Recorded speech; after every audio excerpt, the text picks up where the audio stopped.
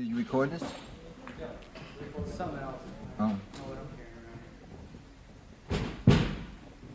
Ja, da sitter vi i kinosalen rett etter at Bill Evans har gitt oss en fantastisk konsert. Og Bill Evans, you gave us a marvelous concert. Thank you. And now I want to test you. This is a blindfold test. Oh, okay. Are you ready? Yes, I'm ready.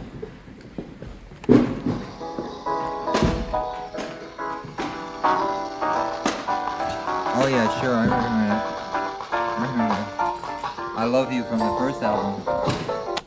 Yeah, That's yes, that's many years ago now. many years ago, but I still enjoy that record. You It's a good often record. listen to your old records. Well, I didn't for many, many years, but the last couple of years, I've been listening to my own records more and going all the way back, trying to learn something because I did things then that I don't do now, and vice versa, and I can hear myself much more objectively as another person would hear me when I listen to my early records. So I have been listening to myself more. But you did this record about 25 years ago. or That's something. right, that's right. And in the end of the 50s, you played with Miles Davis. Yes. And you made a record with him too. Yes, a couple of records, right. Yes. Mhm.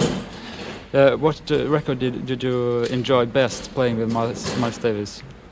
Well, I enjoyed both the ones with Green Dolphin Street and Stella by Starlight and those, Love for Sale.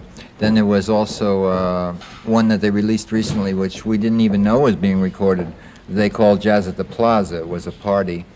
And what I like about that record was it had Philly Joe Jones still in the band, whereas Jazz track with Green Dolphin Street and Kind of Blue was with Jimmy Cobb. Yeah. So this was an indication of how the band sounded with Philly Joe and how the band sounded with Jimmy Cobb. Of course, Kind of Blue was the most popular of the three albums. But how was, I have heard it was you made Kind of Blue in one day in studio. Yes, that's right. Very quickly. Was that a special experience for you?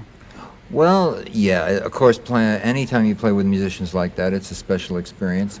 But I think we all just do our professional best. And perhaps that day, the chemistry was maybe a little better than usual or something, because that you can't predict. What you can do is to be a good professional, always do a good job, and sometimes things come together so that it's even a little better than professional. You know. You have contact with Miles Davis these days? Some. Yeah. I saw him, well, now it must be a year ago, because I had heard these rumors, so many rumors around, you know, about Miles, and somebody told me he was very sick, and they thought he was going to die, and he looked wonderful, and, you know, so I heard one some days ago. He's going to studio next week. What do you think? You always hear those rumors, too, and then he might go to the studio, but he doesn't record, or he might not go to the studio. I don't know. But I know that when I last saw him, he didn't seem to have any intention of coming out and playing in public. He might record, I don't know. But you had a big trio with Scott LaFaro and Paul Motion. Yes. And you always perform with trios. Yes. Why do you do that? Well, for me, it's a very pure group, but primarily I am more in control of the music. Excuse me. Yeah. I can shape the music, and I state the theme. I keep the flow going. And the way we work, for instance, there's no talking. It's all done musically, indications, and it becomes a totally musical experience for the group and also the audience. So that's one of the main reasons. If I just added one horn, now I enjoy playing with horns. I record with horns frequently, but that's the main reason. Even if I use one horn, it changes that whole concept.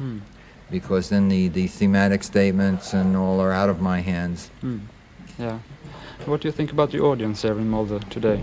Oh, it was excellent audience. But I noticed that the audience are young people today, more Yes. than some years ago. Everywhere it's the same. It's maybe 80% young people, you know.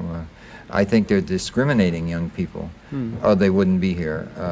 Otherwise they would go with the masses and just, you know. Why do you think young people listen more to jazz these days? Well, I think some young people want a deeper experience. Some people just want to be hit over the head, you know, and then if they hit hard enough, maybe they feel something, you know. But some people want to get inside of something and discover maybe more richness. And I think it will always be the same. They're not going to be the great percentage of the people. The great percentage of the people don't want a challenge. They want something to be done to them. They don't want to participate. But there will always be maybe 15%, maybe 15%, that desire something more, and they'll search it out. And that's where art is, I think. Does the audience response mean very much to you when you play? Well, it's not primary. It means a lot to me, but primarily I know what's happening, you know. And sometimes when I think it's really happening, the audience, they do pick it up, but they may not pick it up as strongly as I feel it.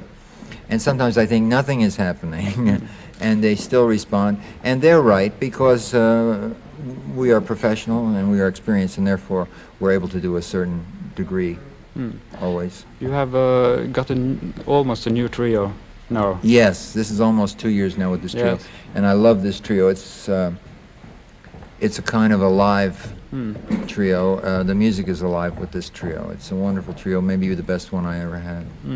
Do you compare the trios you have had? Do you compare Well, this trio with the trio with Scott LaFaro I and don't. Paul Motion? Yes, I don't compare them qualitatively so much, but characteristically, I think this trio resembles the first trio more than any other trio I've had. Definitely.